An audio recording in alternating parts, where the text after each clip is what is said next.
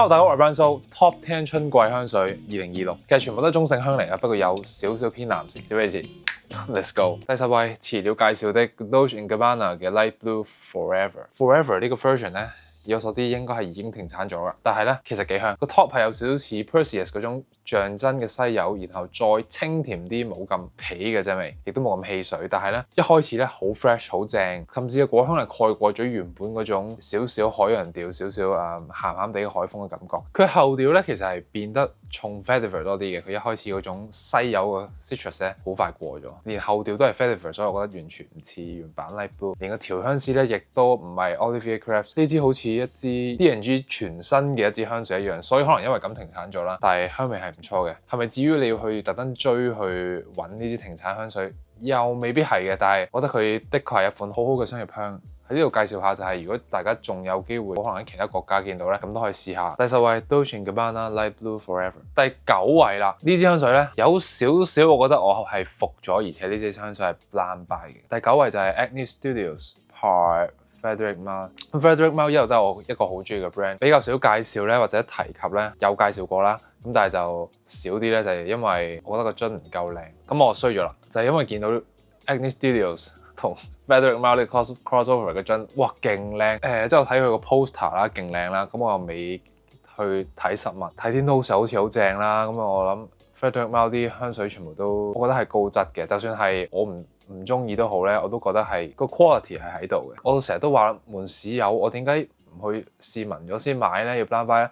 就係我咁啱去 Musea 嗰間試啦，咁佢個 tester 又噴晒喎，咁我最後直接 blind buy 算啦，又唔係揦嘢嘅，其實隻味係我覺得絕對係一支香嘅香水，只不過佢價錢太貴啦，都因為我期望好高啦，因為佢係 Frédéric Malle，然後佢同一個大嘅 fashion brand collaboration 咁樣，我覺得一定唔會差到去邊啦。咁事實佢係唔差嘅，佢係一個好 aldehyde，好似有啲洗衣粉好舒服嘅香味。而且以一個咁樣 aldehyde 一個粉粉地有少少麝香 base 嘅香味咧，乾淨嘅香味咧 ，soapy 嘅香味咧 ，last 到6個鐘 plus 係唔錯嘅。但係因為呢一個價錢咧，已經係佢啲王牌香水，我唔講，係咪？我遲啲再介紹。咁你俾我揀多次咧，或者我如果係大家有同一嚿錢，我淨係想入1-2支 Frédéric Malle 嘅話咧，應該就唔會係呢支，所以我擺第10位。但係佢絕對係一支香嘅香味，我覺得好多女士都會勁中意佢個樽同埋呢一隻香味，所以可能會因此而買嘅。一支好中性、好 soapy， 如果你中意 aldehyde 一定會中意，不過咧 overpriced 嘅香水，所以呢支第10位嘅 Frédéric Malle。然後嚟到第8位，一支觀望中嘅新香水，呢一支咧其實係 Oscar 喺我同佢合作嘅時候，佢俾我試香嘅一支香水嚟嘅。咁呢支就係 PDM 嘅 Castley， 佢就話我覺得我俾你試完之後，我覺得你一定會擺喺你個 top 10夏天啦，咁我當時都話，我 first impression 都話未必會擺喺 top 5，最後咧入手咗啦。我覺得唔知點解，可能因為嗰陣係噴紙咧，我噴手我覺得即係味又有啲唔同。我覺得嗰陣聞咧可能會去到第6位差唔多嘅位啦，但我而家聞咧喺第8位啱啱好啦。特別係呢個 list 第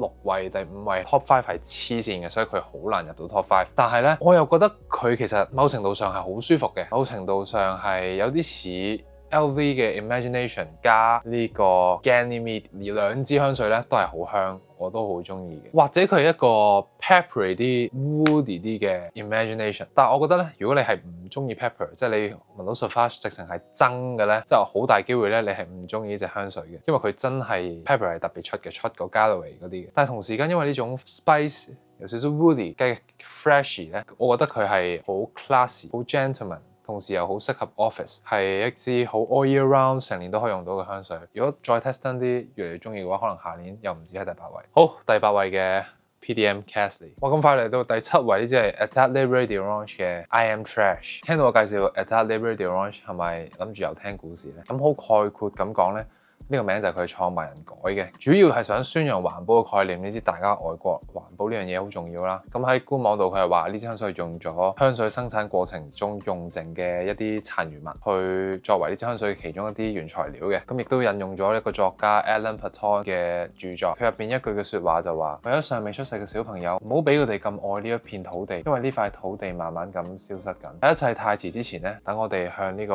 God of Waste 同埋 God of Leftover 去祈禱。Anyway， 呢支香水咧係一啲都唔似 trash。咁我介紹過 Atelier de Orange 嘅香水咧，咁之後亦都不少香友同我講：喂，呢支咧個名好奇怪，但係香味幾正。佢一個好重嘅蘋果嘅 note，仲有少少士多啤梨，少少玫瑰，少少嘅 sandalwood 喺 base。整體嚟講都係好 fresh、好 fruity 嘅。Etat Libre d'Orange 我覺得呢啲香水咧，個香味特別 pleasant 啦，留香又唔錯，6個鐘，而且真係好正嘅，好高嘅性價比，所以都想推介俾大家或者新手。如果大家去試呢個 brand 嘅時候咧，唔好俾呢個名抗拒咗，而佢香味同埋留香，我覺得都係好正，非常高性價比。呢支第7位。Etat Libre d'Orange 嘅 I Am Trash， 咁呢支亦都係Daniela Andrea 嘅作品。近年佢最出色嘅作品可能就係 Angelique Noir， 而且最正嘅其他藝術沙龍系列。呢個價錢擁有到呢個調香師，算啦唔關事。然後咧嚟到大家應該冇諗過我會講嘅香水啦，呢支第7位嘅 Meteor。LV 咧其實我一路都係考慮緊要唔要拍一個 Top 5嘅 LV 嘅，咁其實我係幾中意 LV 嘅香水嘅，特別喺商業香嚟講咧，近年係幾中意 LV 嘅香水，即係佢哋啲香水咧就好似好簡單咁，又好似唔係好獨特咁，但係隻味就好 pleasant，咁只係 overpriced。Meteor， 我覺得呢支香水咧最好嘅地方就係佢係好 versatile， 即係你真係一年四季任何時候用都得。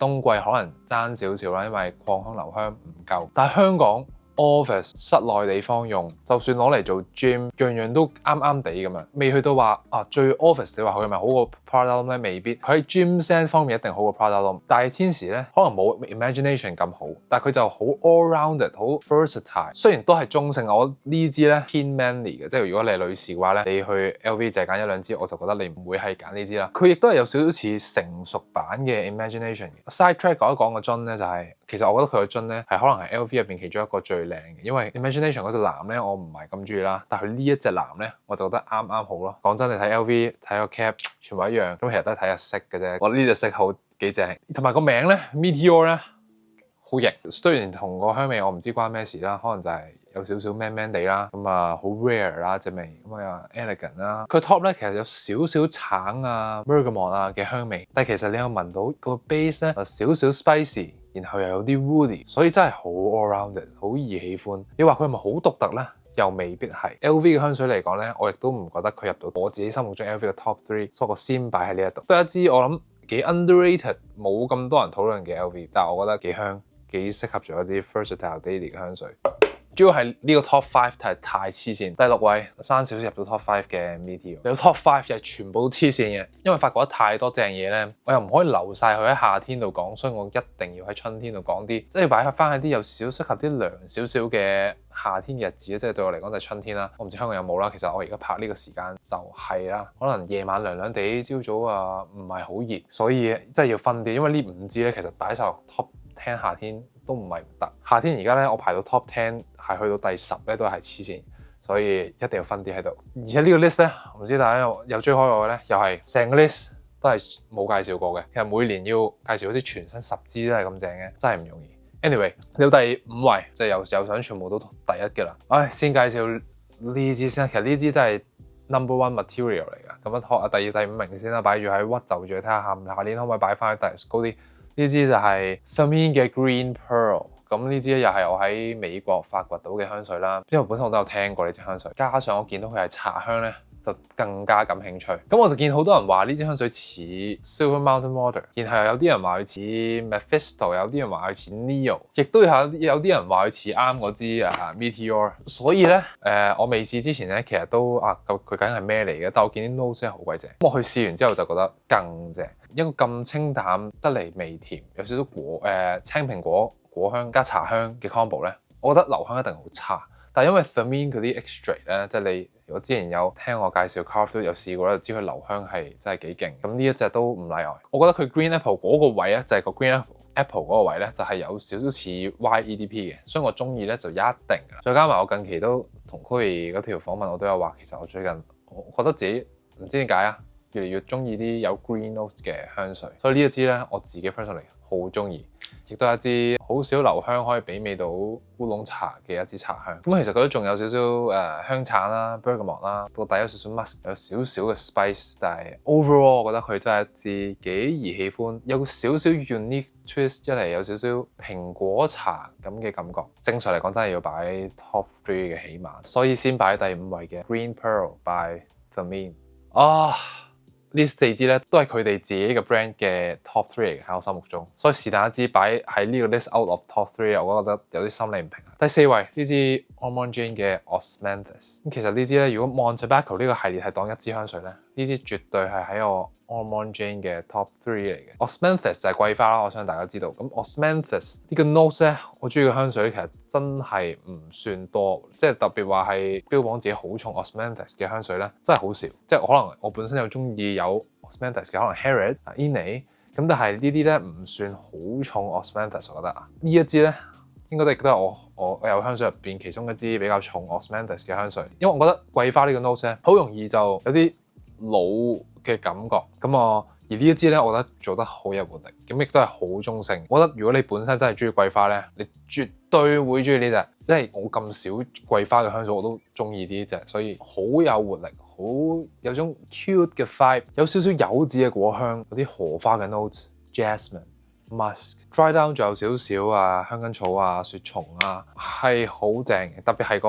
top note、middle note 係好中意，即係佢唔算好多果香，但係聞起嚟就好果加桂花嘅感覺，我自己好中意。我亦都諗唔到一啲好似呢支香水嘅香水，所以好獨特，比較冇嗰陣 Armand Jane 嘅馀，但係隻味又好獨特，好正。留香嚟講，喺 Armand Jane 嘅香水嚟講都係好唔錯嘅。呢支有6個鐘 plus， 非常建議大家試下呢支 Armand Jane， 好 underrated 嘅 Armand Jane， 係真係討論度極低嘅 Armand Jane。喺佢哋 signature 嘅系列，呢支第4位真係唔應該係第4位 Armand Jane Osmanthus。我中意桂花香水唔多，但係我覺得目前呢支係第1位。好，嚟到 top 3啦。唉，我當唯有加少少元素入去就係呢個新鮮感啦。OK， 咁呢個出得最耐嘅香水就一定係冇 sorry 呢支 Christian Dior 嘅 Spice Blend。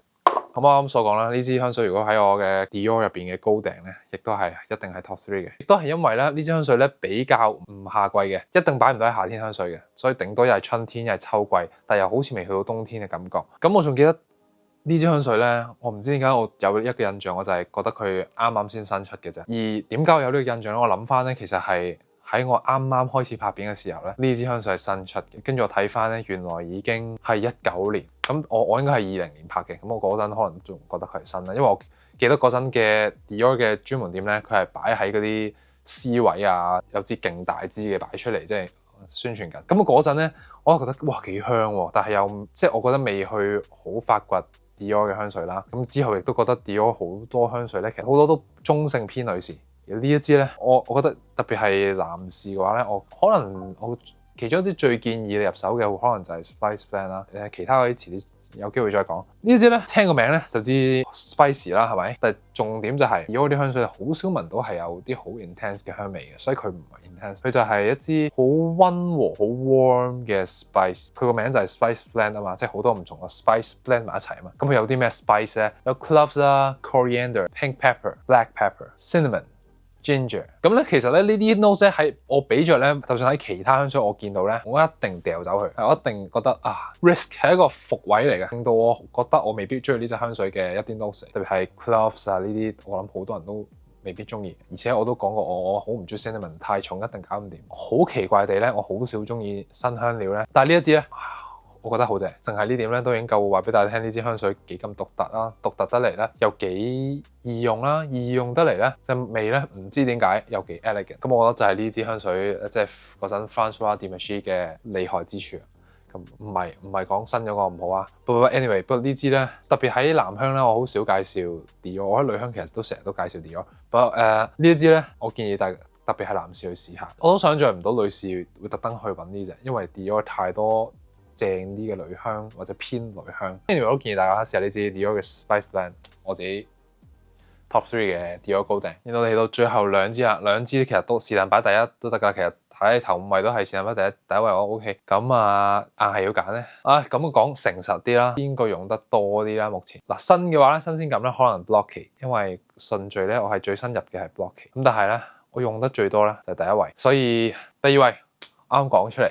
第二位 Mind Games 嘅 Blockade。咁我之前其實喺上年嘅夏天香水咧，我片尾咧就有段彩蛋話會入一支全港冇地方有得試、冇地方有得買嘅品牌，就係呢個 Mind Games 啊。咁大家有睇我前幾條片啦，就去美國試香之類咧，第一次喺美國見到呢個 brand，我就心諗哇，即係我真係完全未聽過係咩嚟嘅，即係 Mind Games 啊嘛，我未聽過，唔知咩嚟，我就覺得個樽哇好靚喎。我第一日去試香水就係喺 San Fran 嘅一間百貨公司咁樣嘅位，咁我一入去啊已經喺個 C 位，即係個最顯眼嘅位度，然後隔離全部都係大 brand 嚟嘅，咩 Armage Sergioff、Born No. 9、Creed、Clive Christian、blah blah blah，咁就覺得哇呢個 brand 點解我會唔識？咁冇可能，咁隔離亦都有啲好多外國人 which 當時係當地人啦，可能咁就去試完入手咁樣，因為嗰間店咧啲店員有少少搶，所以我就試咗3隻，咁我嗰陣係亂試嘅，嗰陣咧試嗰幾隻咧覺得哇香水好甜。幾 strong， 好似香港真係難用啲。佢係一個美國嘅 brand 嚟嘅，咁但係我之後再喺 San Fran